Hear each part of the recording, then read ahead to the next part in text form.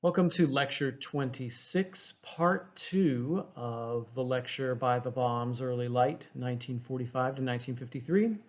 In this lecture, we'll look at the growing hysteria at home surrounding the early days of the Cold War and the ways in which the United States attempts to deal with the fears of communism that are starting to grip the nation.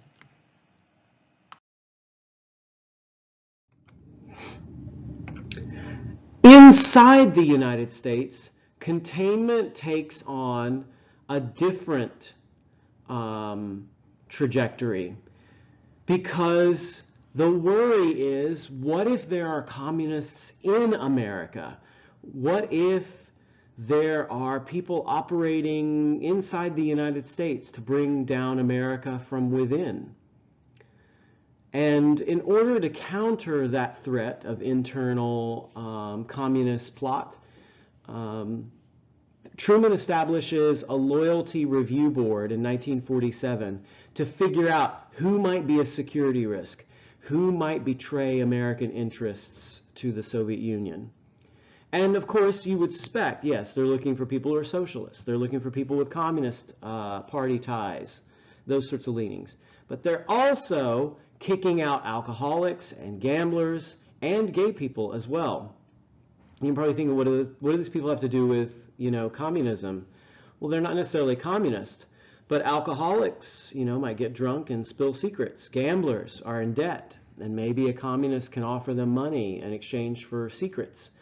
Homosexuals, well, it's 1947, you can't be openly gay, so if someone finds out, they could use that, they could exploit that against you, and you extract secrets from you in exchange for keeping your secret.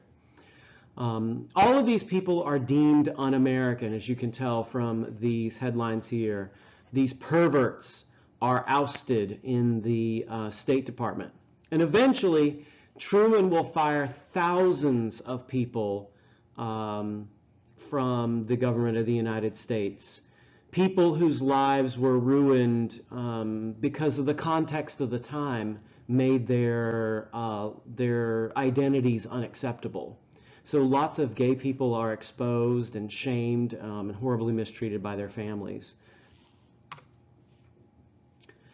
One of the fears of many Americans is that the Soviets are everywhere. Their spies are all over the United States.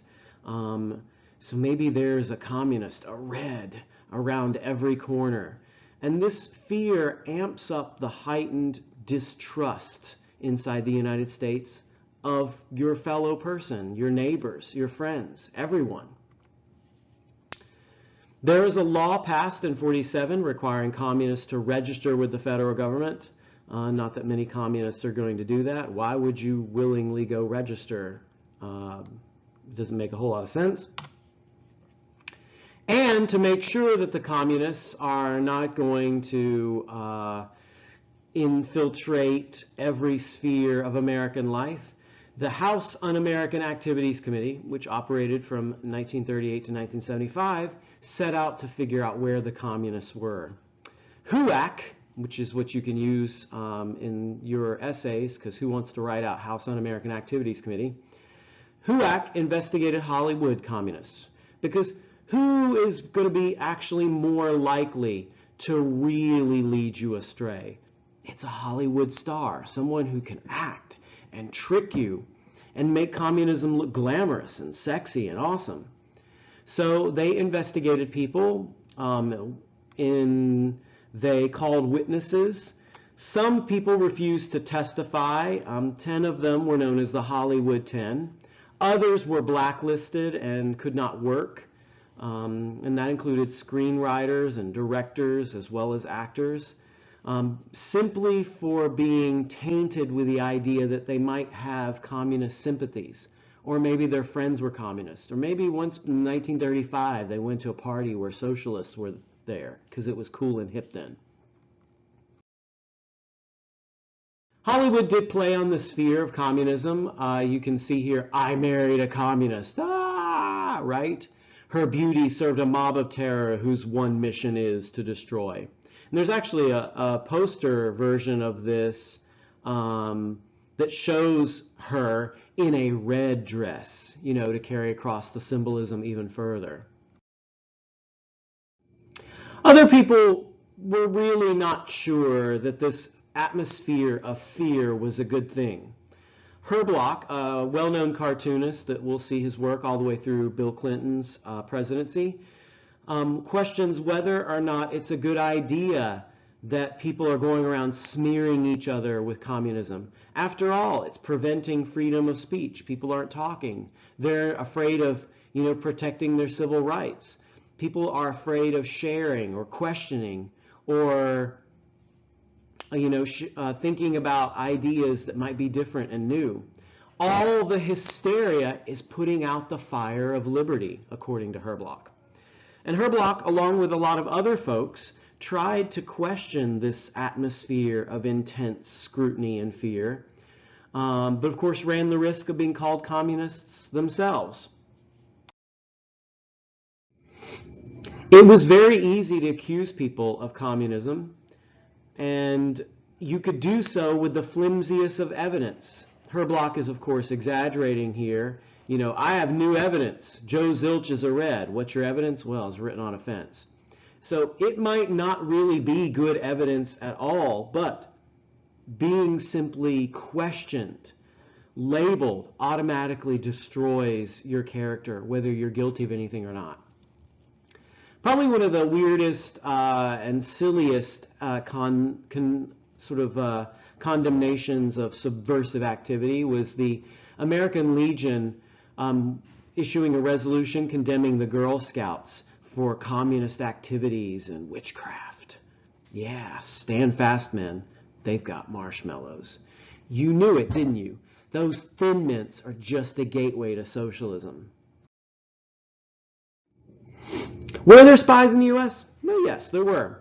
Of course, hard to prove necessarily, but one of the most famous cases is Alger Hiss, who was found guilty of perjury. And Hiss was chased down by this future president here, Richard M. Nixon, making a name for himself as a staunch anti-communist fighter in the 40s and 50s.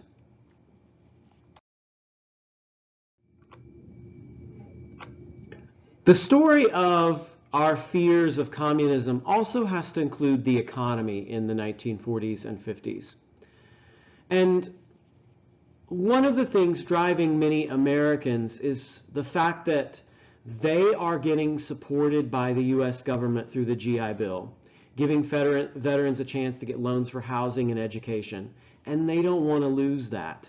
If you're getting all these benefits and your life is doing pretty well, any sign of an economic downturn, any sign that the communists might be coming to take that away from you, makes you nervous about your economic situation. So it's not just that there are reds in our midst and they're going to destroy our government.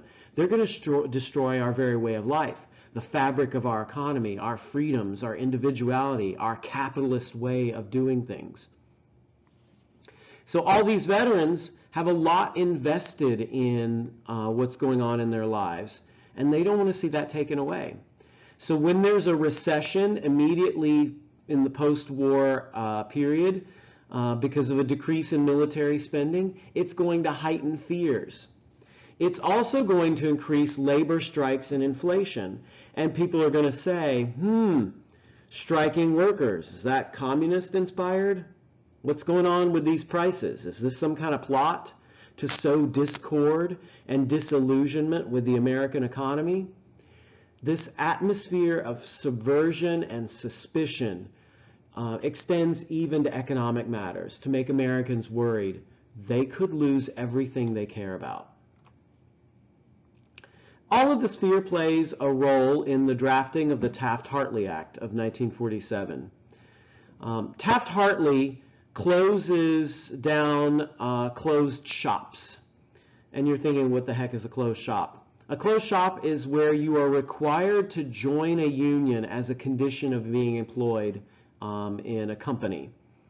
And It's a way of protecting union power by making everybody join and be a member of the union, so they have the power of joining together. Taft-Hartley closes this idea. It ends the closed shop, saying it's un-American. You can't force people to join something. Why, that's communist if you force them to join things that they don't want to be a part of.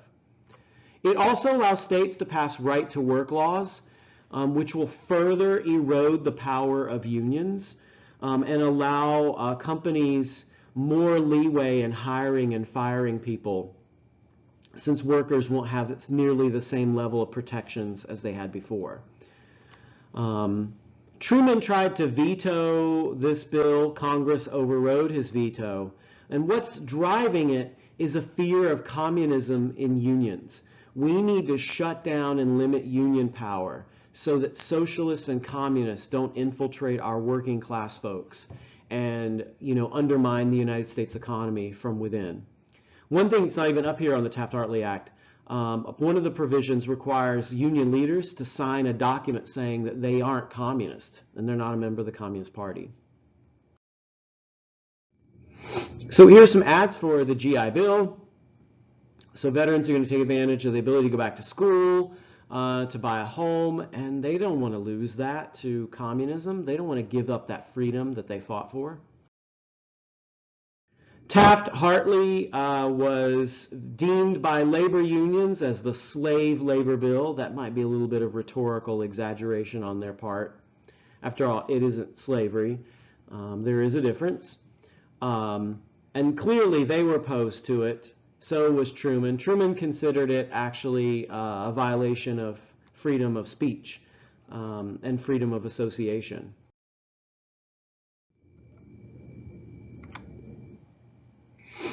So far, we haven't talked how much money is being pumped into the economy thanks to the Cold War. And I bring this up because we often assume that because World War II ends, the U.S. has no longer any need to spend money. So we go back to just normal spending. And gone are the deficit spending days of World War II and the deficit spending days of the New Deal. But in fact, we continue to spend great and vast amounts of money after World War II is over. New Deal spending somewhere around 41 billion, might be as high as 84 billion, depending on whose estimates you use. Cold War spending about World War II spending about 330 billion. The Cold War, 400 million. Marshall Plan, 13 billion. Berlin airlift, 500 million. Aid to China to make sure China doesn't become communist, $3 billion. Defense spending, 4.6 trillion inside the United States. Federal Highway Act, 25 billion. GI Bill, so we can keep our soldiers in college, 14 billion. GI Bill mortgages, 78 billion. So spending actually does not go away. It increases over the life of the Cold War. So the U.S. is pumping a lot of money not only into the world economy, but the U.S. economy as well.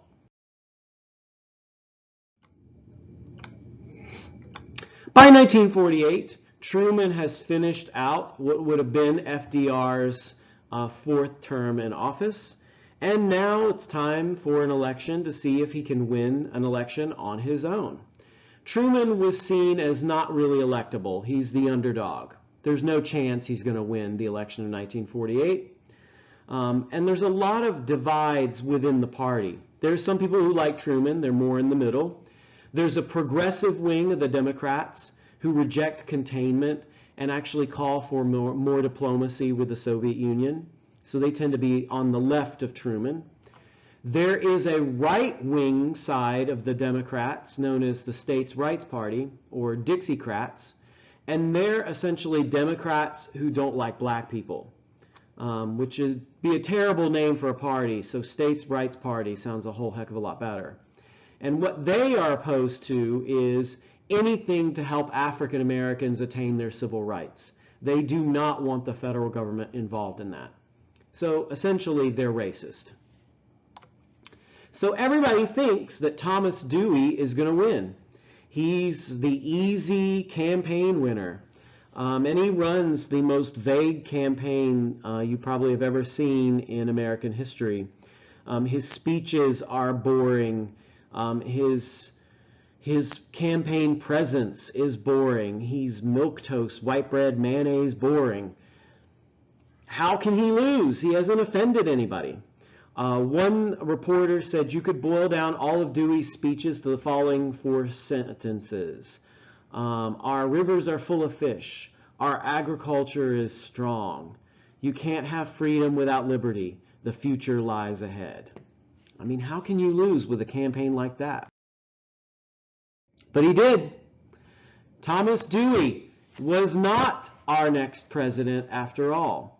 In fact, he only got 45% of the popular vote to Truman's 49%, and the Dixiecrats 2.4%, led by Strom Thurmond, a racist Southerner from South Carolina, who was made fun of when I was a kid by a local radio show who had a character named Strom Thurmond as their caricature of Strom Thurmond. He was an unabashed racist up till the day he died. But you can't say that you're the party of racism. We don't like black people. So states' rights is code for racism. Let the states make their decisions, aka let states discriminate and segregate and use Jim Crow laws. Truman had actually taken a pretty strong stand on civil rights as president, even stronger than FDR's tepid response to the question of African American civil rights. Truman is the first presidential candidate to campaign in Harlem, to go and talk to African Americans and say, I want to be your president. And he won. Scrappy, give 'em hell Harry won this election. Notice the Chicago Daily Tribune got the headline wrong. They printed their entire run of newspapers and went to bed, assuming that Dewey couldn't lose. Joke's on them. We are going to see the GOP learning a good lesson from all of this election. Southerners don't like civil rights, you say. Maybe we could exploit this states' rights issue and we could extend more power into the South. So Republicans begin the second phase of the party shift. Remember, the party shift begins under FDR, 1936. African Americans vote Democrat for the first time in more numbers than they vote Republican. After World War II, Republicans start reaching into the South and saying, how can we get more voters down there? How can we exploit dissension within the Democratic Party? And they do that by saying they support the military and they support defense. We're rabid anti-communists. And they say they're not going to get rid of the New Deal. They recognize it's popular. So they would like to keep the things that people like, but not let it grow any larger. And that's how they compromise, as they're reaching out to Southerners and saying, hey, Southerners, are you really happy with the Democrats and their stance on certain political issues?